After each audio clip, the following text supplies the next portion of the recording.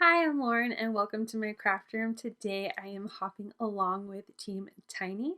We are a Facebook group of YouTube creators that have small channels of under 1,000 subscribers, and we have these hops to encourage viewers to subscribe and like our videos to help us grow our channels. And this time we are sponsored by Sparkle Blends Etsy shop. I'm really excited to show you what I've made. We are going to be creating a shaker card together. So let's get started and enjoy this video as well as the hop. To get to all of the videos, make sure you hit that hashtag in my title and description.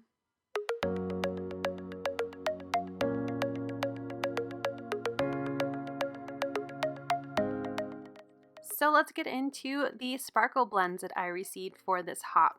First up is the Grown Up Grape Juice Sparkle Blend, and there are all kinds of colors and shades of purple.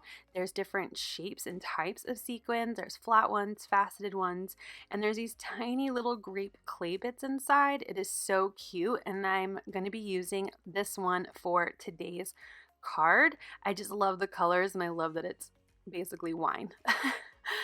My other one I received is Apple for Teacher. This one has red, yellow, and blue sequins inside, and there's all kinds of shapes, squares and circles, so much texture, and these tiny little apple clay bits inside.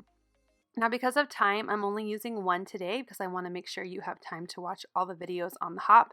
So check back next month when I do shaker cards because I will definitely be using this sequins mix. So I'm getting out all of my supplies. I'm using the Slimline die set from Whimsy stamps, some of their designer paper, and a stamp set. I will have all of the items I use in my description below. So I've already die cut everything. I've got my card base, my shaker front, some foam, my pattern paper, my acetate, and I'm going to show you how I cut out my foam next month. Like I said, I'll be doing shaker cards for my Interactive Element of the Month series next month. So a lot of stuff here I will go into much more detail, so make sure you hit that subscribe button so that way you can get notifications of when those videos go live. So I'm getting my acetate ready. I used some super sticky score tape on my acetate, and I am attaching that to the front piece of my shaker card, and I am using my bone folder to make sure there is a really tight seal. Next, I'm almost embarrassed at how bad this is. So what I definitely recommend, and I'll talk about this next month, is marking your foam, especially when you have multiple pieces die cut out of it. I'm using my strong wet glue to adhere it to the front panel, and something didn't look right. I was like, do I have it backwards? Is it upside down? What's happening? So I definitely recommend when you cut this out, and I will definitely show you guys this next month.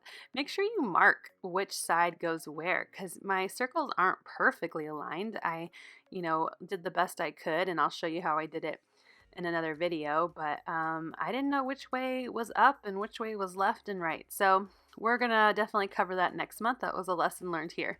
But I've got my two pieces of foam stacked behind my acetate, so now my sequins have plenty of room to move around.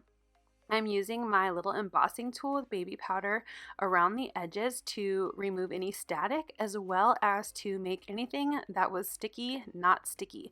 The powder will cover that glue and that way my sequins won't get stuck to it.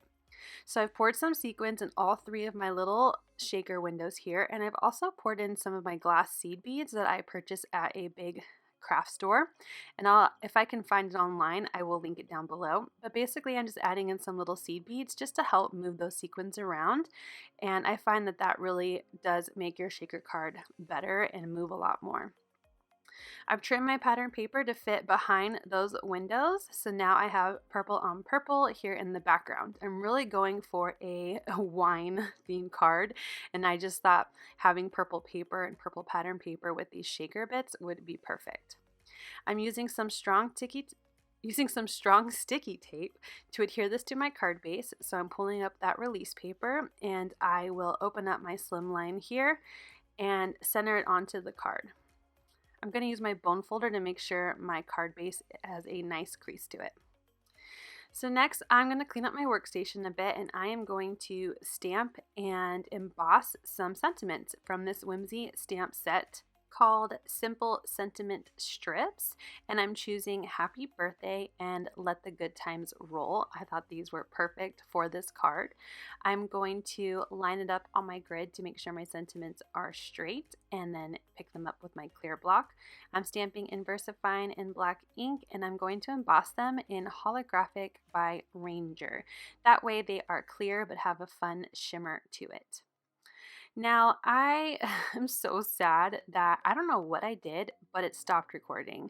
So I cut out these sentiments after I embossed them, and then I lost my footage. I don't know what happened. This has never happened to me before, and I'm very upset about it. When I found out about it last night, I was like, do I rip everything off and re-record? So I didn't want to do that. You saw the bulk of how I put this card together. So after I have my sentiment strips, I'm going to pop them up onto my card front. I also did stamp out a wine bottle from a set that I have from Ink Road Stamps, and I will link that down below. And there's a little sentiment inside the wine bottle, so I masked that off so that way the sentiment wouldn't stamp, creating like a white label. And I embossed that in the same using VersaFine and the holographic embossing powder so it had shimmer. And then I glued on extra sequins all around. I really wanted the sequins to be the star of this card, so I glued some of those extra grapes onto the wine bottle, and I also put sequins all over. I wanted them to be the highlight of this card because that is what we are celebrating during this video, are these awesome shaker packs. So I hope you enjoyed this card, and I hope you tune in next month where I go over shaker cards and give you some more tips and tricks. Thank you for watching. Don't forget to hit like and subscribe, and have a great day.